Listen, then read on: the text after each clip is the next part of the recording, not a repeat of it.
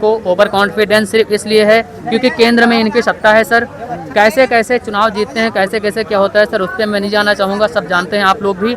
और आज का टाइम वो नहीं है कि हम लोग उस पर चर्चा करें। बस मैं इतना कहना चाहूँगा कि जो भी सर देखिए, इंसान की बुद्धि, इंसान की चरित्र और इंसान का जो नज़रिया होता है ना, वो आप तब टेस्ट कर सकते हो जब वो पावर में बैठा हो। तब बिना पावर में आप टेस्ट नहीं कर सकते। इस समय अखिलेश भी सही हैं, राहुल भी सही हैं, जो भी अपोजिशन के नेता सब सही हैं सर, क्योंकि वो हित के लिए सवाल उठा रहे हैं। तो लेकिन आप सही नहीं है क्या AD-CBI सही नहीं है? सर, मैं देखो वही तो कह रहा हूँ, इसको तो पूरा देश जानता है कौन सही है कौन नहीं सही है। तो फिर उस पर हम लोग चर्चा नहीं करेंगे। दूसरी चीज़ सर, जब कोई पावर में रहता है तभी उसकी असली नीयत, असली चरित्र और असली विचारधारा पता चलती है।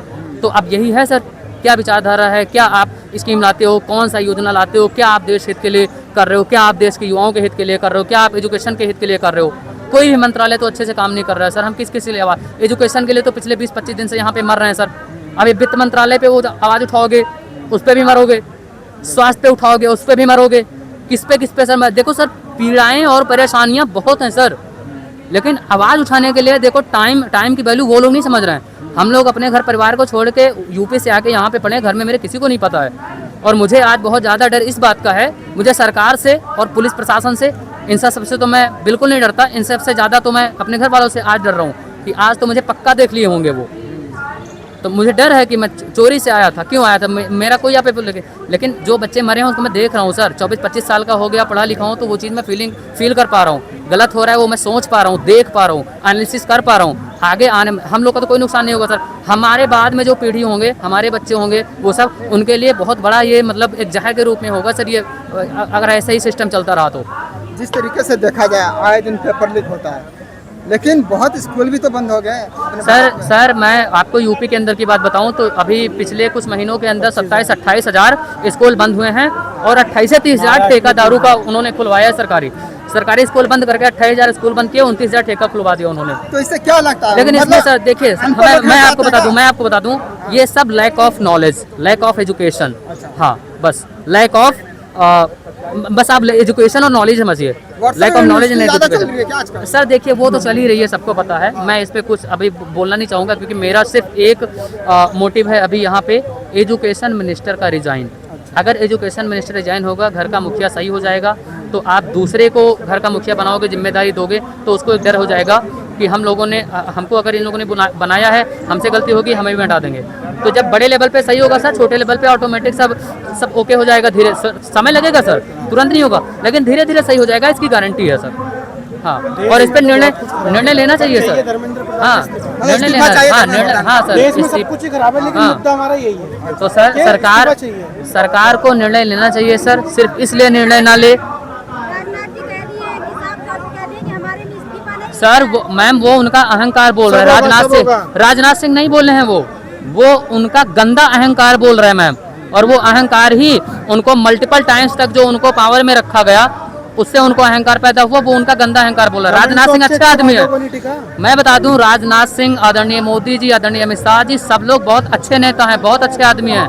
लेकिन अभी उनके दिमाग पे एक गंदा अहंकार हावी हो गया है। तो प्लीज़ रिक्वेस्ट है, सुप्रीम कोर्ट के जो जस्टिस हैं वो भी उन लोगों को समझाएं, क्योंकि न्यायालय का सबसे पहला कर्तव्य होता है कि अगर देश की राजनीतिक पार्टियां गलत करें तो उन पे वो सवाल करें और उनको समझाने का प्रयास करें। तो सारे नेताओं को नहीं मैम, ये आप गलत करियो, आवाज़ बिल्कुल सुनी जा रही है और इंटरनली मंथन भी हो रहा है, इंटरनली मंथन हो रहा है अंदर वहाँ पे। तो ये बिल्कुल 20 तारीख को मैम संसद का घेराव होना है, वो तय है। लेकिन अभी भी मैं अपील कर रहा हूँ गवर्नमेंट से कि 20 तारीख को संसद का घेराव होने में गवर्नमेंट का तो नुकसान होना ही है, हमारा नुकसान होना है, प्लस जिनका जो दिल्ली में आम जनता है ना मैम, आप वहाँ करने में, यहाँ से निकलेगी रैलियाँ, उनको भी दिक्कत होगी। जो माएँ अपने बच्चों को स्कूल छोड़ने जाती हैं, उनको दिक्कत होगी ट्रैफिक में।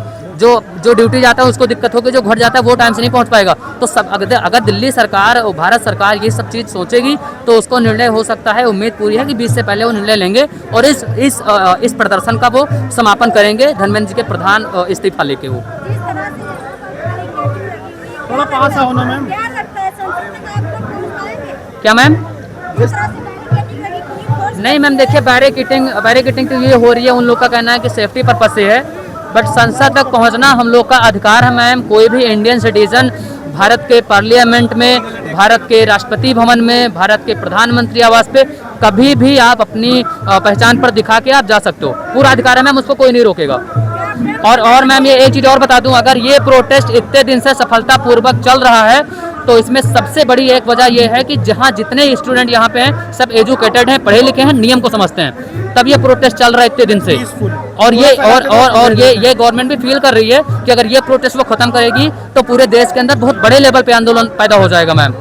तो इससे बचने के लिए उनको बहुत कम समय में 20 तारीख को रैली निकले यहाँ से संसद के लिए, उससे पहले उनको डिसीजन लेके धर्मेंद्र जी को फटाक से हटाना चाहिए और किसी अच्छे मंत्री को बिठाना चाहिए। मैं ये नहीं कह रहा हूँ कि उनको मंत्रालय अपने कैबिनेट से ही बाहर कर दो, आप कोई उनको नॉर्मल दे दो जिसके लायक वो हो, या फिर किसी के लायक ना हो बिल्कुल से हटा के 1-2 महीने उनको राजनीति कैसे चलती है, एक मंत्रालय कैसे संभाला जाता है, अच्छे तरीके से चला, उनको ट्रेनिंग दे दो।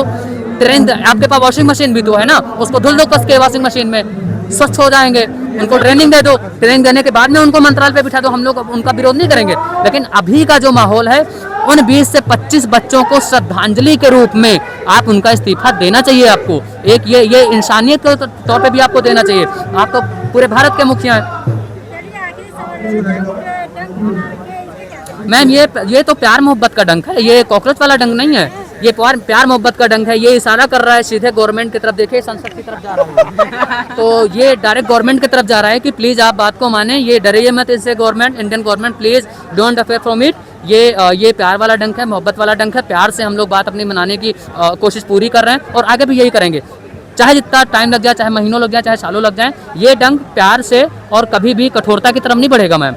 ये भले लग रहा होगा, देखिए इनको लग रहा है, लेकिन ये प्यार आशीर्वाद दे रहा हूँ इनको कि आप बहुत अच्छा काम कर रहे हो, भगवान भी आपके साथ हैं। बहुत सारे मीडिया वाले तो करप्ट हो गए हैं, फिर को भरत गोदी मीडिया के नाम से जाने आते हैं, वो तो यहाँ आएंगे नहीं। वो आते तो मैं इस डंक को पक्का कह देता कि ये मारने वाले डंक है, ये डंक मारने, लेकिन ये आशीर्वाद दे रहा है आप लोग को भी, आप बहुत अच्छा कर रहे हो, डूइंग वेरी वेल। तो दोस्तों देखते रहे 20 अबरार।